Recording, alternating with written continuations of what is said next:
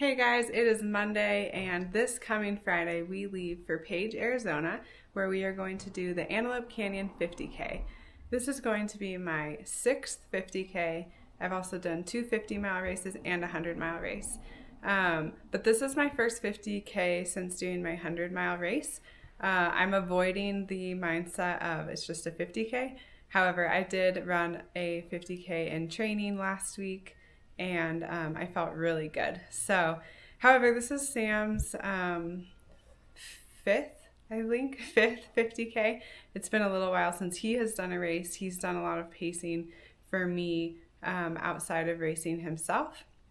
So we're probably gonna just run this one together. Maybe we'll finish separately, but we'll see if we can just stick together the whole race and enjoy it together. After this, I have a 100K coming up, just less than a month out, or about a month out from this 50K. So this is a training camp for me. That just simply means that I'm not tapering for this race. There's light recovery afterwards. It's just kind of part of my training. So the day after we do Antelope Canyon, we're going to be heading straight for Zion National Park, and we're going to do a little bit more challenging vert session in Zion National Park, including going to Angel's Landing on day 2. So it's going to be a very busy weekend. We leave Friday and we come back Monday. So packing a lot into a short amount of time. And then we have a vacation for spring break planned. So after that, I'll have only one or two weekends before the 100K race. So this video, we're just going to kind of follow through packing and planning for Antelope Canyon. So it is Thursday. We leave tomorrow morning really early for Antelope Canyon 50K. And I'm just coming to Safeway to buy a lot of snacks. We have a full 8 hours of traveling between driving to the airport, flying, and then driving to Page, Arizona. So, of course, it's incredibly difficult to stay on any sort of normal eating schedule when you're traveling that way. So we're just gonna fill up our backpacks with snacks. Millie is losing her mind. And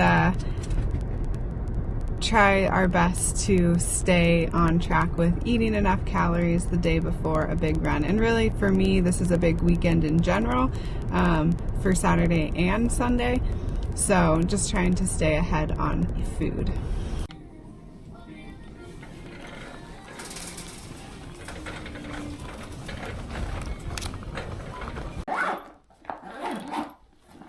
Okay, Sam. You're racing tomorrow. Are you excited? I'm so excited. Are you all packed and ready to go? I don't know about that. Only because Brittany helps me. The answer is yes. He's all packed and ready to go. So here we have suitcase full of things that cannot go on an airplane. Well, we have to check this bag. And suitcase that has everything that is essential to run tomorrow, just in case that suitcase gets lost. So everything that you actually need to run a race, extras like liquids and our trekking poles for day 2. And that's Tiny, who cannot go on the airplane either.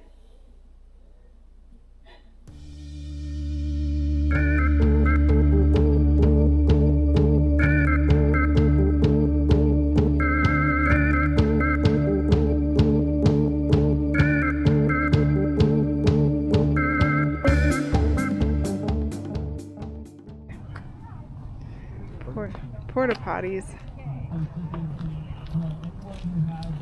Sam is anxious.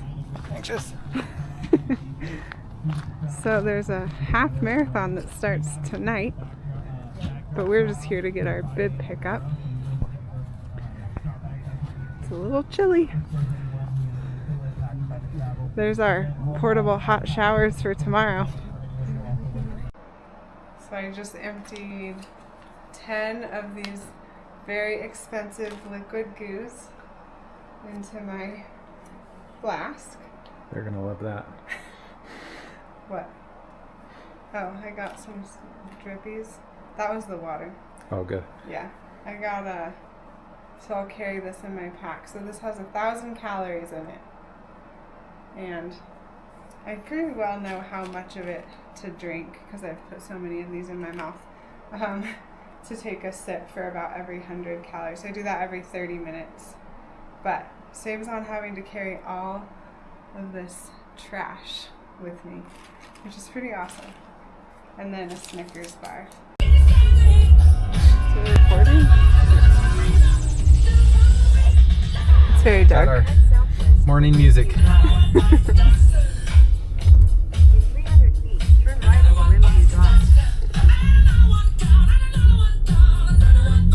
Got out of the porta potty. The whole time I was in the porta potty, Sam should have been putting his bib on his. She wasn't here to boss me. The race starts in 9 minutes. Perfect. Which means we might get out of the car in 8 minutes. It's pretty happening out there. Close to my junk.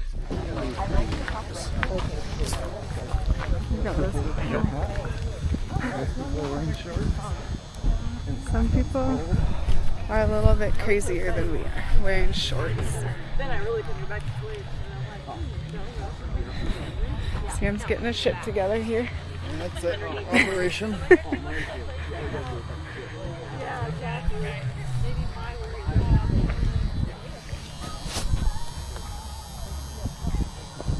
At the start of the race director announced, "This is not a race to PR.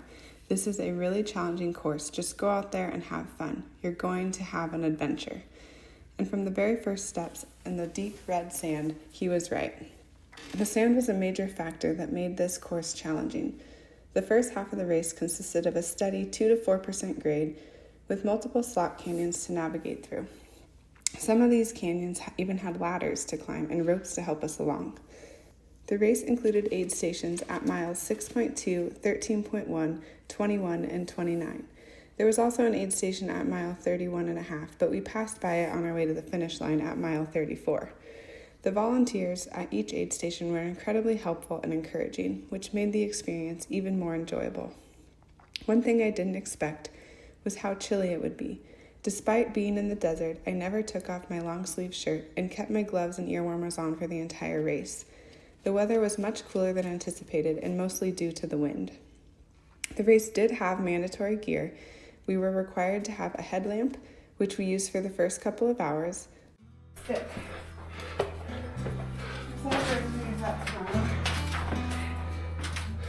Some dark little slots. Lots of ladders. This one is Steps. man-made ladder into the... Oh, fun. Drill right into the stone. Weld a piece to it and call it a day.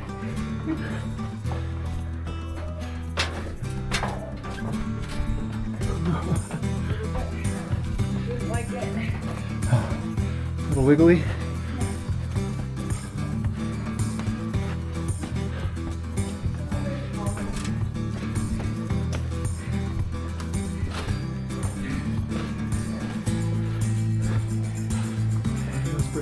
Up the ladder.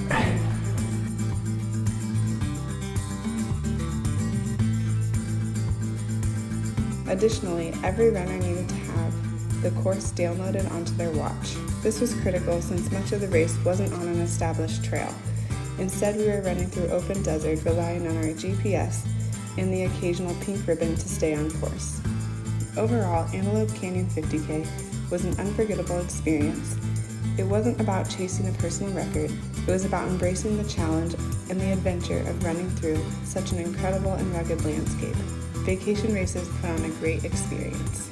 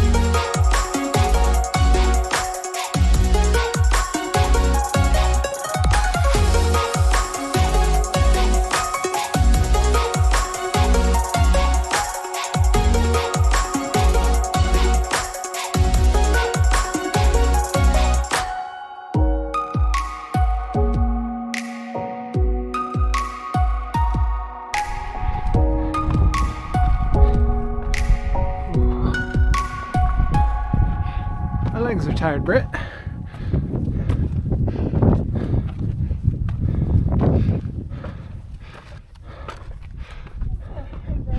I know, that's what I said. It's a tour situation. They've got umbrellas on the corners.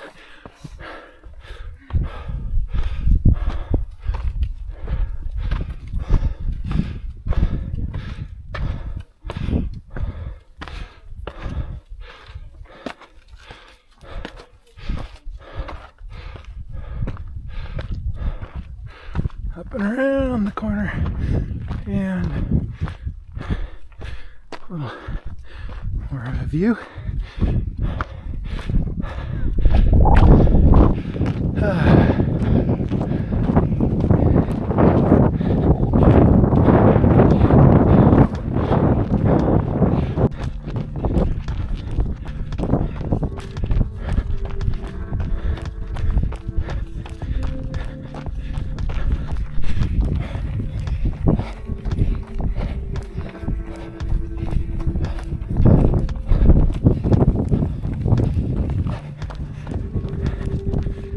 Past halfway and just running up here in the wind. Here's Brittany going down ladder number 2. Well, 2 of this series. And then there's some rope. And then there's some more going down. And then there's some going across or something. I'm not sure. I think there's another ladder over there.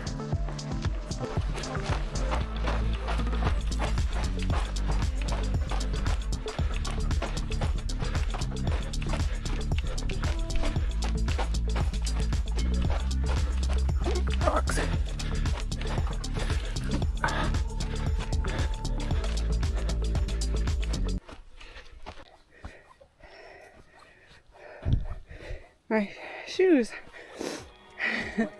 Yeah.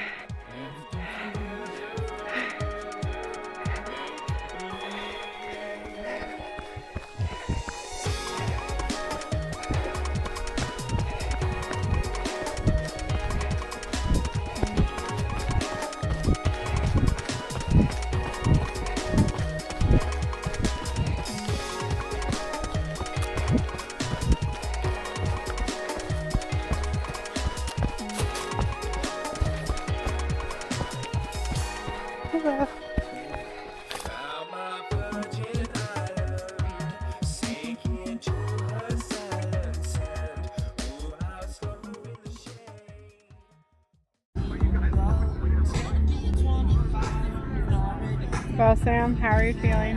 I'm feeling tired. Very, very tired. He's feeling tired, in case you can't hear him. Very, very tired. But he finished. The pole is in, and she is awesome from Gal. All right, here's the How much sand is in a shoe when you run it. There's. I think that there's more inside of my sock It's very possible. because Oh yeah, it's falling off as you touch your sock. there was so much. And that was, oh, there's still some in there. And then we have this shoe. It's gonna be coming out for the next month. Like an hourglass. Yeah. You can tell how long you were out on the course by how much sand comes out of the hourglass.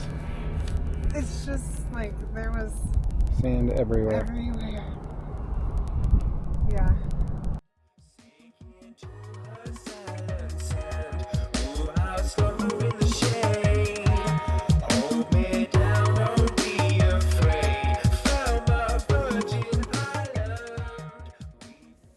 The next day, we had a permit to go and hike Angel's Landing in Zion National Park.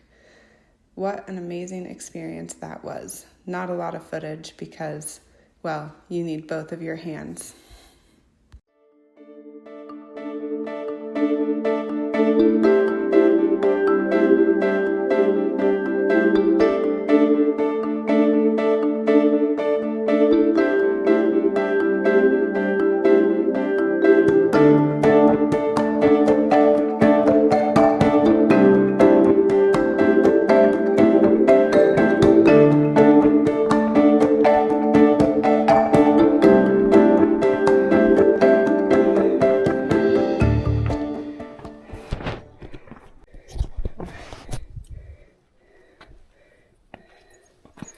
just hiking along this chain.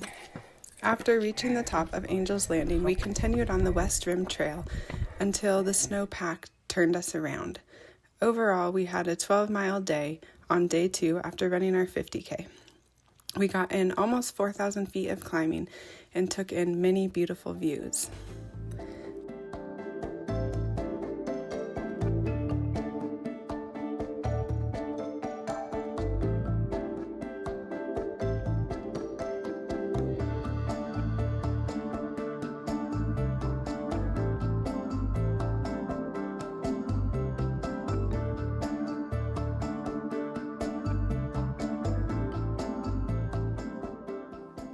I highly recommend staying at the Zion Lodge. Though the weather was a little bit colder in early March, there weren't very many people, and it didn't feel as crowded as most national parks that we visit.